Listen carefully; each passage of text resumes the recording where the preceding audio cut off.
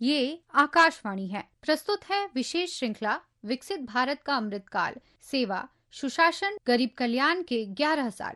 इसके अंतर्गत सुनिए केंद्रीय सड़क परिवहन और राजमार्ग मंत्री नितिन जयराम गडकरी के साथ साक्षात्कार कर रही हैं रेवती जोशी।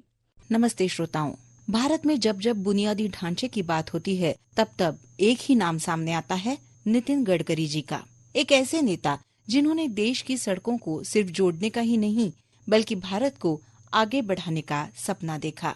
नितिन गडकरी, जो हाईवे मैन ऑफ इंडिया के नाम से भी जाने जाते हैं, सड़क परिवहन, जल संसाधन और एमएसएमई के क्षेत्र में क्रांतिकारी बदलाव लाए हैं उन्होंने। उनके कार्यकाल में भारत में रिकॉर्ड गति से राजमार्गों का निर्माण हुआ। हमारे साथ हैं खुद नितिन गडकरी। सर, आकाशवाणी के इस प्रोग्राम में आपका बहुत स्वागत है। सर, केंद्र सरकार की 11 सालों की इस यात्रा को आप कैसे देखते हैं? ये यात्रा एक विकास की यात्रा है। बहुत पुराना गौरवशाली इतिहास हमारे देश का है।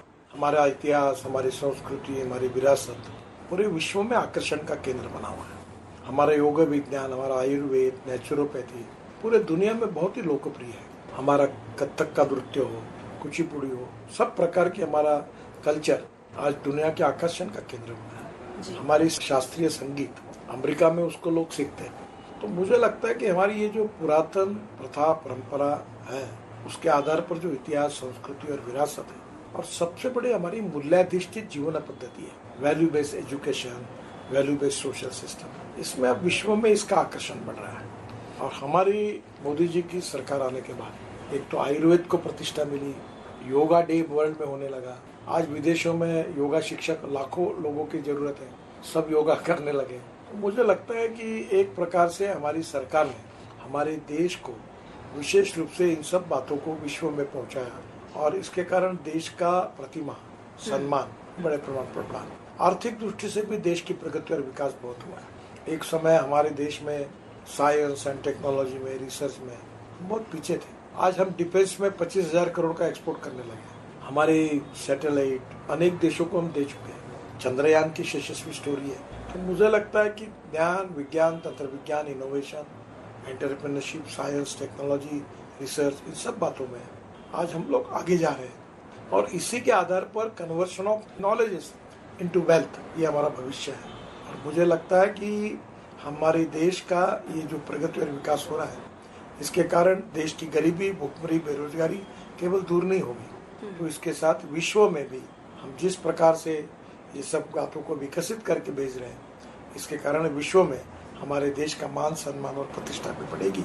और ये 11 साल में ये गौरवशाली इतिहास बहुत बदलाव आया है। जो 47 के बाद 2014 तक जो नहीं हुआ था, तो 2014 से 2024 तक ये 11 साल में हमने कई गुना ज्यादा परिवर्तन सभी क्षेत्र में आया।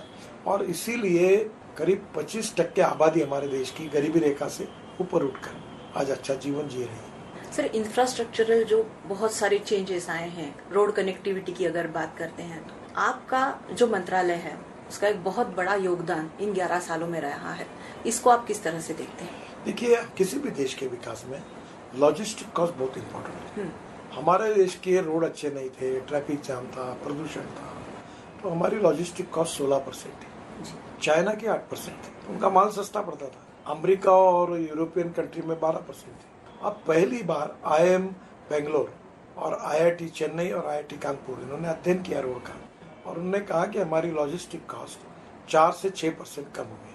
अब 16 से 6% 10% हो गई। मेरा विश्वास है कि इस साल दिसंबर एंड तक वो सिंगल डिजिट 9% पे आएगी। ये बात मैं 4 साल पहले कह चुका था कि 5 साल में हमारी कॉस्ट सिंगल डिजिट पे आएगी। इतना बड़ा इम्पैक्ट है, इससे हमारा एक्सपोर्ट 1.5 गुना बढ़ेगा। हमने सब पोर्ट को कनेक्ट किया है। 1 लाख करोड़ के रोड केवल पोर्ट को कनेक्ट किए, 12 मेजर पोर्ट और 250 से 250 माइनर पोर्ट, इसको हमने जोड़ा है। तो इसके कारण पोर्ट का जो टर्नआउट होता है करीब उसमें भी 50% ज्यादा वृद्धि हुई है। तो एक प्रकार से जिस देश में पोर्ट अच्छे होते हैं, वहाँ इफिशियंसी होती है, वो देश प्रगति और विकास में बहुत आगे जाता है। ये देश की बहुत बड़ी स्ट्रेंथ होती है। हमारे यहाँ हमारे हवाई अड्डे दुगने हो गए, हमारे यहाँ वंदे भारत, हमारी ट्रेन अच्छी आ गई। तो एक प्रकार से इतना बदल हुआ। अभी ट्रांसपोर्ट के मोड में भी हम बदल कर रहे हैं। रोप वे, केबल कार, फैनाकुलर रेलवे बना रहे हैं।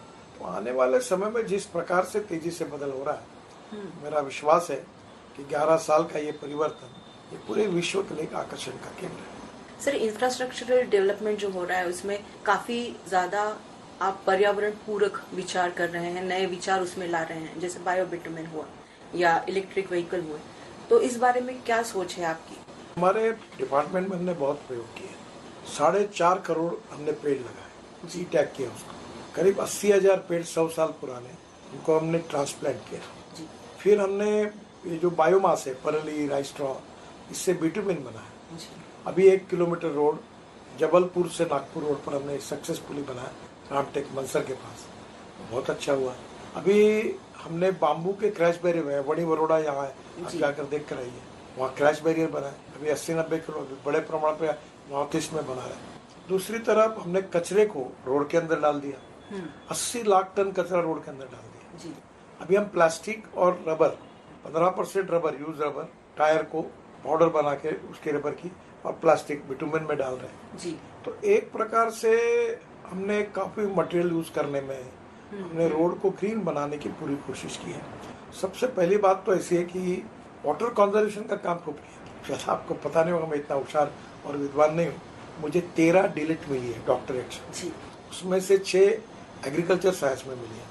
दौड़ने वाले पानी को चलने के लिए लगाओ, चलने वाले पानी को रुकने के लिए लगाओ, रुके हुए पानी को जमीन को पीने के लिए लगाओ, गांव का पानी गांव में, घर का पानी घर में, खेत का पानी खेत। 1000 तालाब बनाए हमने। ये पंजाब राव कृषि विद्यालय अकोला में 36 तालाब बनाए, अनेक जगह पर तालाब बनाए। तो ओवरऑल पानी के इसमें किसानों का फायदा हुआ, गांव को पीने का पानी मिलेगा। तो ऐसे एक प्रकार से जनता के हित के लिए, पर्यावरण की रक्षा करने के लिए अलग अलग प्रकार की इनिशिएटिव हमने लिए। सबसे बड़ी बात, हमारा 22 लाख करोड़ का फॉसिल फ्यूल इंपोर्ट होता है जी। हमने अल्टरनेटिव फ्यूल और बायोफ्यूल में काम किया, electric, ethanol, methanol, biodiesel, LNG, hydrogen, ये सब हमने लाए और आज उसके कारण हमारा फॉसिल फ्यूल का एक्सपोर्ट कम हुआ।